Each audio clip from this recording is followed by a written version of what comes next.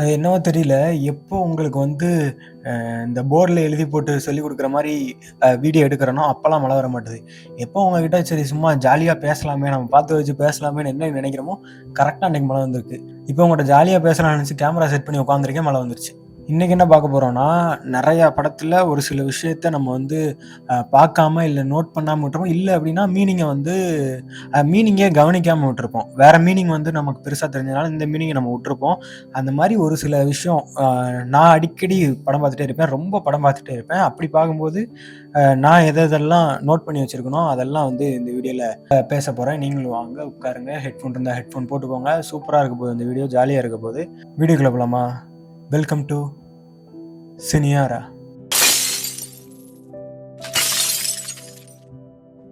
First வந்து பிரம்மயுகம். இந்த படம் எத்தனை பேர் பார்த்துருக்கீங்க? எனக்கு தெரிஞ்சு நெறைய பேர் பார்த்துருக்க வாய்ப்பு இல்ல. இந்த படம் நீங்க பார்க்கலன்னா கண்டிப்பா போய் பாருங்க. படம் சூப்பரா இருக்கும். பார்த்தவங்க யார் யார் பார்த்துருக்கீங்கன்னு கமெண்ட் செக்ஷன்ல சொல்லுங்க. இப்போ இதுல வந்து பார்த்தீங்கன்னா, நம்ம அண்ணன் கோபி சுதாகர் இருக்காங்களா, அதுல நம்ம கோபி அண்ணன் கூட சொல்லியிருந்தாரு. அந்த கொடுமான் போட்டி அந்த கேரக்டர் இன்ட்ரோடக்ஷன்ல இந்த பிரம்மயுகம் படமும் பார்க்கலைன்னா பாருங்க. நாங்கள் தியேட்டரில் பார்த்தோம். ஒரு ஒரு ஆக்ஷனில் அவர் வந்து காமிக்கிறாங்க. வெத்தலை தான் போட்டிருக்காரு. அது வந்து இப்போ நம்ம என்ன சொல்றோம், ஈவில்னா வந்து பல்ல காட்டுறோம்ல, அப்படி ஓப்பனாக ஈவில்னு காட்டக்கூடாதுன்ட்டு பாக்கு மெல்லுறப்போ ஃபர்ஸ்ட் சீன்லயே இப்போ ஒரு ஒரு டெவிலான ஒரு கேரக்டர், இல்ல ஒரு பேய்னே வச்சுப்போமே, பேய் இல்லாட்டி சாத்தன், ஏதோ ஒரு நெகட்டிவ், பெரிய நெகட்டிவ் கேரக்டர், ஒரு பேய் மாதிரியான கேரக்டர் வந்து ஒரு ஈவிலா நான் இருக்கேன் அப்படின்னு காட்டணும்னா, இந்த 2 பல்ல இப்படி காட்டுவாங்க. நெறைய படத்துல நம்ம பார்த்துருப்போம். இந்த மாதிரி 2 பல்லு கொஞ்சம் காட்டுறது. கொடுமன் போட்டி இந்த கேரக்டர் வந்து, இந்த கேரக்டர்ல இவர் வந்து அதை சிரிக்கும் போது லைட்டா காட்டுவாரு.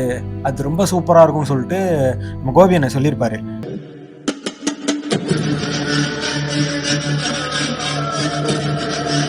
பார்த்தீங்கன்னா, அது அப்படிதான் இருக்கு. அந்த 2 பல்ல காட்டுறதுக்காக அந்த மாரி ஈவிலா சிரிக்கிற மாரி இருக்கு.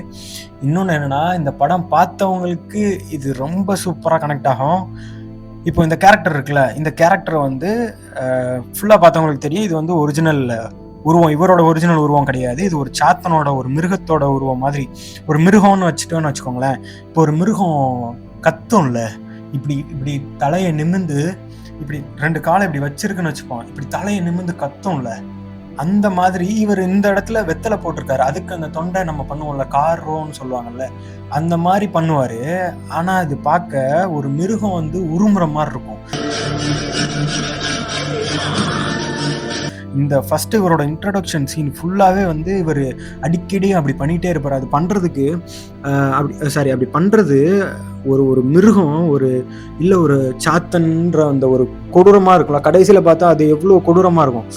அப்படி கொடூரமா இருக்க ஒரு ஒரு ஒரு மிருகம் வந்து உருமும்ல, அது அந்த இடத்த எடுத்துக்கிச்சு, அந்த இடத்த கண்ட்ரோல் எடுத்துக்கிச்சு. இப்போ வந்து அது பெரிய ஒரு இதா இருக்கும். அது ஒரு புதுசா வந்திருக்காங்கன்னா உருமும்ல பார்த்து, அந்த மாதிரி பண்ணாரு பாருங்களேன்.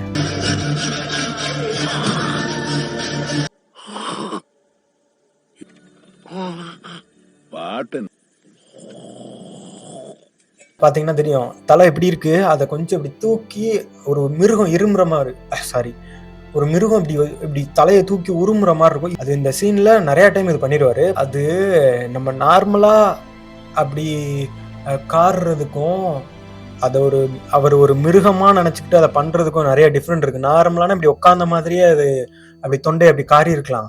ஆனா அவர் வந்து தலையை தூக்கி இப்படி பண்ற ஒரு மிருகம் இப்படி பண்ணா எப்படி இருக்கும், அப்படி பண்ணி கத்துனா எப்படி இருக்கும், அந்த மாதிரி பண்றாரு பாருங்க. அப்படின்றத பார்த்தா இன்னொரு இடத்துல நான் சொன்னேன்ல, இது ஒரு ஒரு கொடிய மிருகம் மாதிரி எனக்கு தெரிஞ்சது அப்படின்னு சொல்லிட்டு. அது எந்த இடம்னா, இவர் ஃபர்ஸ்ட் டைம் வந்து இந்த சாத்தனை ஃபர்ஸ்ட் டைம் வந்து ட்ரிகர் பண்ணுவாரு அவரு. இன்னொருத்தர் இவர் கூடயே இருக்கவரு. அவர் ட்ரிகர் பண்ணும்போது இவர் கோவம் வரும். கோவம் வந்தப்போ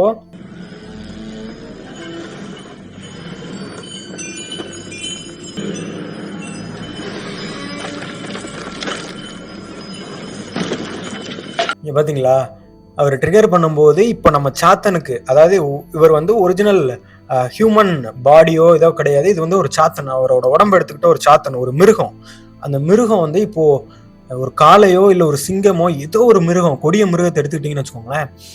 இப்போ ஒருத்தர் நம்ம அட்டாக் பண்ண போறோம்னா அது அந்த மண்ணை இப்படி பரண்டு இழுக்கும், அது புழுதி பறக்கும், அந்த மாதிரி பண்ணும்.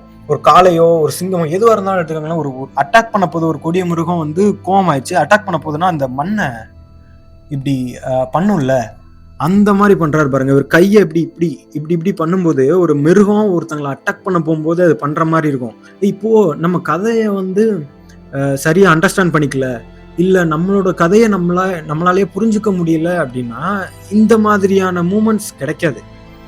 ஸோ ஃபர்ஸ்ட் வந்து வெத்தலை போடணும். அந்த வெத்தலை நீங்க வந்து வெத்தலைய காரும்போது நீங்க வந்து தலையை தூக்கி இது பண்ணணும் அப்படின்ற மாதிரியான மூமெண்ட்ஸ்லாம் வந்து கிடைக்காது. சும்மா நம்ம சொல்ல முடியாதுல்ல. அந்த கதைக்கு தேவைப்படுது. அந்த கதையை அண்டர்ஸ்டாண்ட் பண்ணிக்கிற ஒரு டைரக்டரால அதை ஃபீல் பண்ண முடியுது. இந்த மாதிரி பண்ணுவோம், அந்த மாதிரி பண்ணுவோம்ட்டு இந்த மாதிரியான எலமெண்ட்ஸ் அங்கங்க ஆட் ஆகும் போது தான் அந்த படம் பார்க்க சூப்பரா இருக்கு. இந்த படம் பார்க்காதவங்க தயவு செய்து போய் பாருங்க, நல்ல படம். அப்புறம் எனக்கு ரொம்ப பிடிச்ச மெய்யழகன் படத்துல இருந்து ஒரு எக்ஸாம்பிள். இது வந்து மீனிங் அன்சீன் மீனிங்னு வச்சுக்கலாம், இல்லை அப்படின்னா அதை நான் வந்து இப்படி பார்த்தேன் அப்படின்னு நான் உங்கள்கிட்ட சொல்றேன். இப்போ ஒரு மாஸ் படம், ஒரு கமர்ஷியல் படம், அதுல ஹீரோவை மாசா காட்டி ஒரு மியூசிக் போட்டா ஒரு ஹைப் கிடைக்கும்ல, அந்த ஹைப் எனக்கு இதுல மெய்யழகன்ல ஒரு சீன்ல இருக்கும். சட்டிலா இருக்கும், ஆனா என்ன ரொம்ப ஃபாஸ்டா அடிச்சிச்சு. இது நீங்க எத்தனை பேர் நோட்டீஸ் பண்ணிருக்கீங்கன்னு தெரியல. அதுல நம்ம மெயின் கேரக்டர் 2 பேருமே பியர்லாம் அடிச்சுட்டு எல்லாம் பேசி முடிச்சுட்டு ஜாலியா பேசிட்டு நிம்மதியா வந்து அந்த ரோட்ல போயிட்டு இருப்பாங்க. அப்படி போயிட்டு இருக்க ஒரு சீன் தான் இது.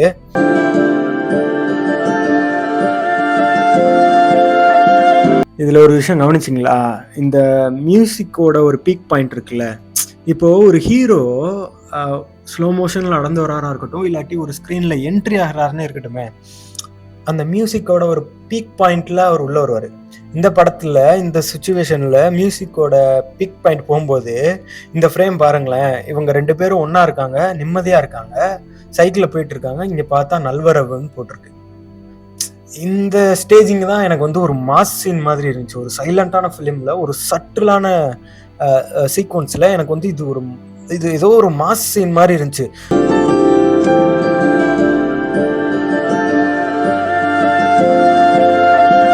அந்த மியூசிக் பீக் ஆகும்போது அந்த நல்வரவு அப்படின்னு காட்டும்போது இவங்க 2 பேரும் நிம்மதியா போயிட்டு இருக்கு, இது காட்டினா சூப்பரா இருக்கு. இது பார்க்க எனக்கு ஒரு மாஸ் சீன் ஒரு மாஸ் சீன் பார்த்த மாதிரி இருந்துச்சு. கரெக்டா அந்த பீக் பாயிண்ட் பார்த்தா இவங்க சைக்கிள்ல போயிட்டு இருக்காங்க, நல்வரவுன்னு போட்டிருக்கு. பிரேம் சாரும் கோபிநாத் சாரும் ஒரு இன்டர்வியூவில் இருப்பாங்க. அதில் வந்து நம்ம மெய்யழகன் மூவி டைரக்டர் சார் சொல்லுவார், இந்த மாதிரி அந்த மெய்யழகன் படத்தில் ஃபஸ்ட்டு அந்த கதவை அடைச்சதுக்கப்புறம் எனக்கு வந்து தொண்டையை பிடிக்கிற மாதிரி இருக்கு, மூச்சு அடக்கி பிடிக்கிற மாதிரி இருக்கு, என் தொண்டையை பிடிக்கிற மாதிரி இருக்குன்னு சொல்லியிருப்பாரு. கரெக்டாக சொல்கிறான்னு தெரியல, பட் அந்த மாதிரி மீனிங்ல சொல்லியிருப்பாரு. இப்போ வீடை காலி பண்ணுற சீன், வீடை காலி தான் பண்ணிட்டு போகிறாங்க. நம்ம இங்கே பார்த்துட்டு இருக்கவங்களுக்கு அந்த அளவுக்கு இம்பாக்ட் ஆகுமானா தெரியல, பட் அவங்க அந்த கதையை அந்த அளவுக்கு வலியோடு அவங்க ஏற்றுக்கிறாங்க. அந்த அளவுக்கு வலியோட ஏற்றுக்கிட்டாதான் இந்த மாதிரியான அவுட் நம்மளால கொடுக்க முடியும். ஸோ நம்ம ஷார்ட் ஃபிலிம்கே ஒரு கதை எழுதுறோம், இல்லை ஃபியூச்சர் ஃபிலிம்கே ஒரு கதை எழுதுறோம்னா நம்ம இன்னும் எந்த அளவுக்கு அந்த கதையை நம்ம அண்டர்ஸ்டாண்ட் பண்ணிக்க வேண்டியதா இருக்கு, இன்னும் எந்த அளவுக்கு அந்த வலியை நம்ம ஏத்துக்கணும், இன்னும் எந்த அளவுக்கு அந்த கதையை நம்ம புரிஞ்சுக்கணும், இன்னும் எந்த அளவுக்கு அந்த கேரக்டர்ஸோட வலியெல்லாம் நம்ம அண்டர்ஸ்டாண்ட் பண்ணிக்கணும். அந்த வலியை நம்மளால அண்டர்ஸ்டாண்ட் பண்ண முடியாட்டி இந்த மாதிரி ஒரு அவுட் கிடைக்காதுன்னு நான் நினைக்கிறேன். இப்போ நானோ நீங்களோ சரி, இப்போ நம்ம இருக்கிற நிலைமைக்கு நம்ம இருக்கிற ஒரு ஃபிலிம் நாலேஜ், ஒரு ஷார்ட் ஃபிலிமாக எடுக்கிறோம், நமக்கு இருக்க ஃபிலிம் நாலேஜ் இருக்குல்ல, அதை வச்சு இவங்கெல்லாம் இவ்வளோ ஃபீல் பண்ணி இந்த கதையை எடுக்கிறத பார்த்தா நம்மள எங்கேயுமே இல்லைங்க, ஏதோ ஒரு புள்ளியா எங்கேயோ கிடக்குறோம்.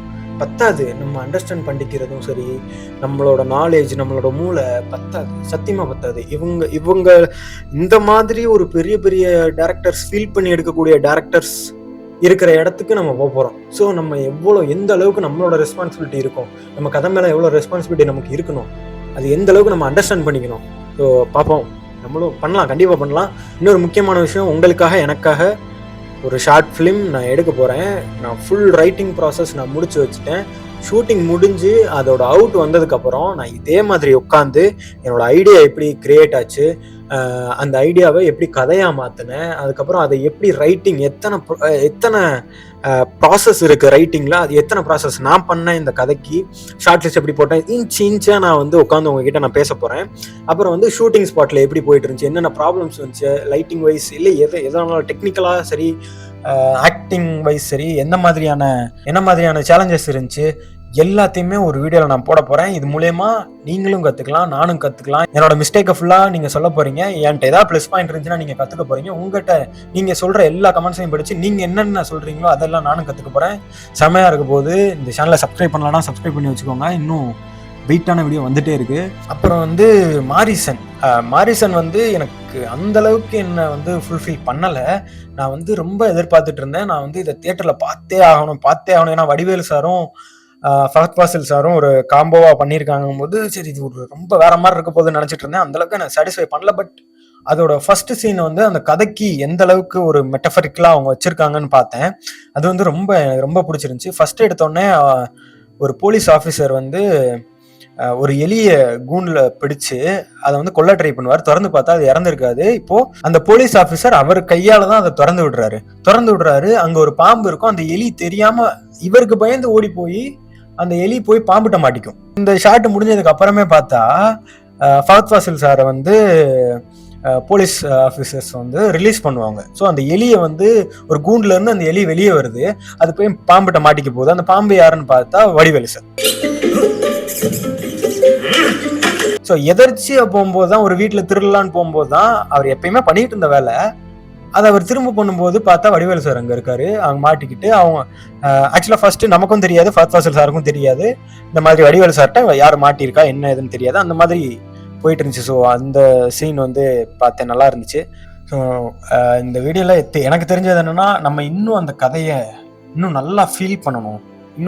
அந்த கேரக்டரோட உணர்வு என்னவா இருக்கும், அந்த உணர்வை நமக்குள்ள கொண்டு வந்தாதான் அடுத்து அவன் என்ன பண்ணுவான், இல்லை அதை வந்து நம்ம என்ன ஷார்ட்ல ரிவீல் பண்ணணுன்றத நம்மளால சொல்ல முடியும். நம்ம கதையை நம்ம அண்டர்ஸ்டாண்ட் பண்ணிக்க ஆரம்பிப்போம். எல்லாரும் என் வீடியோ பார்த்ததுக்கு தேங்க்யூ. பை.